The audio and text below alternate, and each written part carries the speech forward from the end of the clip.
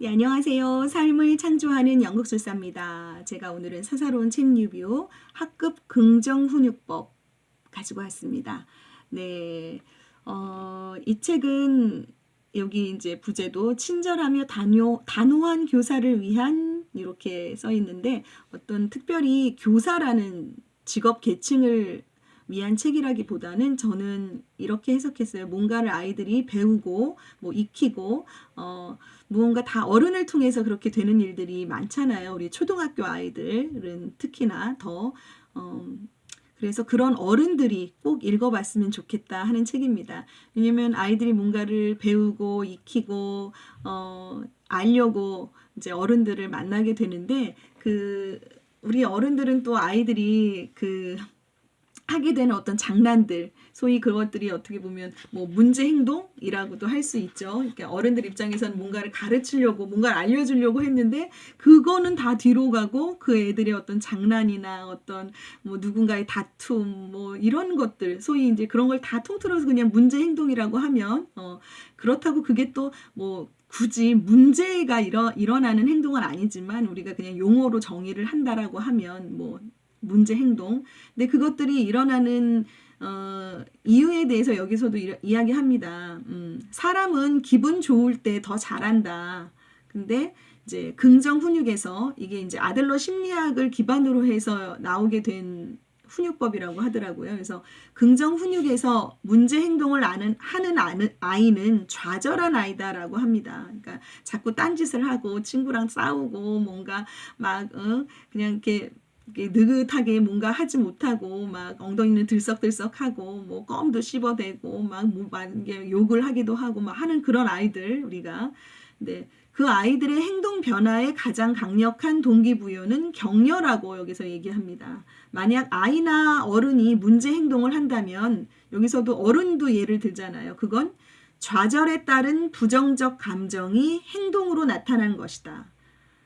그런 문제 행동은 격려받을 때 없어진다라고 얘기합니다.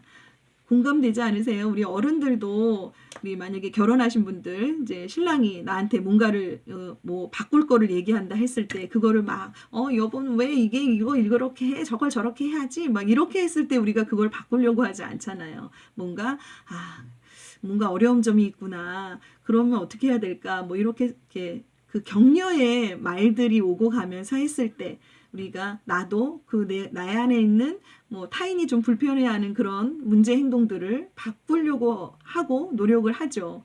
그러니까 소위 여기서 처음 얘기했던 기분이 좋을 때 잘하게 된다라는 것처럼 뭔가 내가 다운되고 내가 기분 상태가 안 좋은데 뭔가를 바꿔보려고는 전혀 하지 않을 거예요. 그래서 이 책은 그렇게 우리가 다양한 곳에서 만나게 되는 아이들, 그러니까 아이들을 만나게 되는 어른분들, 아이가 뭐 드럼을 배울 수도 있고, 뭐 오카리나를 배우러 갈 수도 있고, 뭐 요즘 독서 교육을 할 수도 있고, 뭐 아무튼 우리가 어른들이 아이들을 다양한 환경에서 뭔가를 이제 만나게 되는 일들을 하시는 분들, 그분들께 꼭 한번 읽어보시라고 권하고 싶습니다. 네, 그래서 어떤 우리가 뭔가를 아이들에게 알려주고 그런 상황이 되었을 때는 어떻게 보면 조금 더 지시적이고 좀 통제하려고 하는 분위기가 의도치 않았지만 생기게 되는 부분들이 있거든요. 근데 여기서는 그러한 상황보다는 조금 더 상호 존중하고 그런 분위기에서 아이들한테 아이들을 만나야 된다라고 이야기하고 있죠. 그게 그러니까 그러면 내 중심이 아니라 그러니까 아이 중심이 되는 거죠. 그 아이 중심에서 어떻게 하든 이거를 알려고 온 아이들 어떻게 잘 알 수 있게끔 그 아이를 도와가면서 할 수 있는 방법적인 것들을 제안하는 것이라고 생각이 됩니다. 이 책이. 그래서 여기에 저도 이제 11년 차 연극 강사예요. 그러다 보니까 아이들을 만나면서 제가 가지고 있는 어떤 수업적인 내용들을 전달하고 그것들을 잘 수행하는 것보다는 내 수업에서 적어도 마음 다치는 일은 하지 않아야겠다. 내가 그거를 모르면서 그렇게 하는 일들이 있을 수 있다는 거죠. 내가 의식하지 않으면. 그래서 적어도 내 수업에서 수업을 듣는 아이들은 내가 그 수업을 뭘 잘 수행하고 그거 또 중요할 수 있지만 그것보다는 아이들이 내 수업에서 내가 하는 무심코 하는 말이나 무언가 어떤 지시적이고 이런 통제하려고 하는 그런 것에서 오는 것들로 아이들이 상처를 받는 일은 적어도 없어야겠다라는 생각에서 좀 찾아보다가 이 책을 제가 알게 되었고, 그리고 이 책을 이제 여기 이제 처음 소개하시고 하셨던 선생님의 영상을 제가 보면서 알게 되었는데, 제가 지금 나가고 있는 그 연극 수업 나가고 있는 학교에 그 담임 선생님으로 계시더라고요. 5학년 담임 선생님으로. 네, 그래서 너무 반가웠었고, 6학년인가? 네, 아무튼. 그래서 그 선생님이 여기 이제 추천 서문을 써주신 게 있어요. 그 부분을 좀 읽어드려 볼게요. 2014년 가을 학급 긍정훈육법이 대한민국에 처음 소개되었습니다.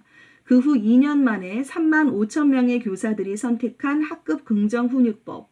친절하며 단호한 교사의 비법을 전한다는 이 책에는 마법의 레시피는 존재하지 않았지만 통제와 힘의 논리가 아닌 존중과 협력의 방법으로 아이들을 어떻게 마주할지에 관한 고민과 해결책이 담겨 있었습니다.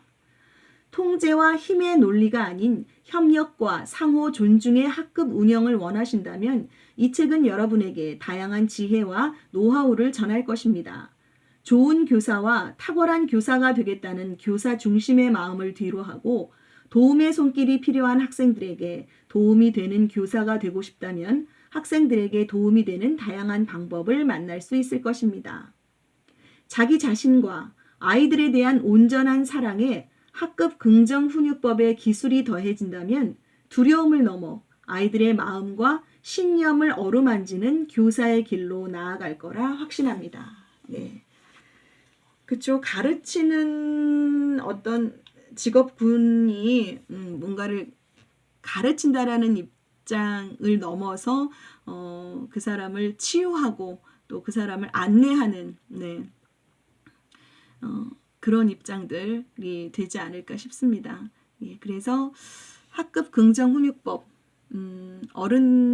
아이들을 만나고 있는, 가르치는 일, 어떤 것을 알려주는 일, 뭔가 아이들을 대상으로 하는 일들을 하시는 분들은 학급 긍정훈육법 읽어보시면서 도움 받으시길 바랍니다. 네, 연극술사였습니다.